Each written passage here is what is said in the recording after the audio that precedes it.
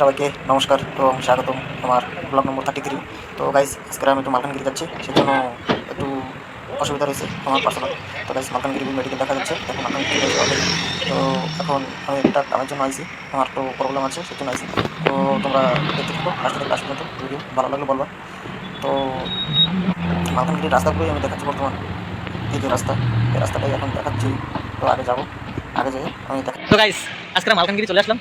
তো মালকানগিরি আমার একটু অসুবিধা হচ্ছে, মেডিকেলে আইছি। তো ডেলি ভিডিও তোমরা পাবা। তো শর্টকাট ভিডিওর ভিতরে তোমরা সবাই লাইক সাপোর্ট সব কিছু করবা। ছোটোখাটো ভিডিও তোমাদের সবাইকে দেখাবো।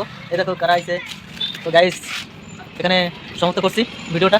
এখানে কালীমেলা যাবো, তারপরেও তোমরা সমাপ্ত করবো না, দেখতে থাকো। তো গাইস দেখো আমার জন্য প্রসাদ নিয়ে আইছে আমার দুই ভাই।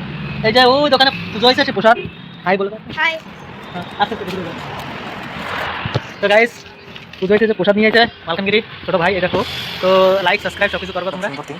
তো এখন বাসে উঠে আমি চলে আসলাম। তো এটা হচ্ছে ব্যাংকেশ্বরী, যার সময় এই বাসে গেছিলাম আমি এলোমেলা মোটরসাইকেল রেখে ব্লকে। তো ব্যাংকেশ্বরী বাসে গেছিলাম, তো বাড়িতে আসলাম। বাড়িতে এসে এইসব আমার জন্য কাজ জন্য রেডি হয়েছে।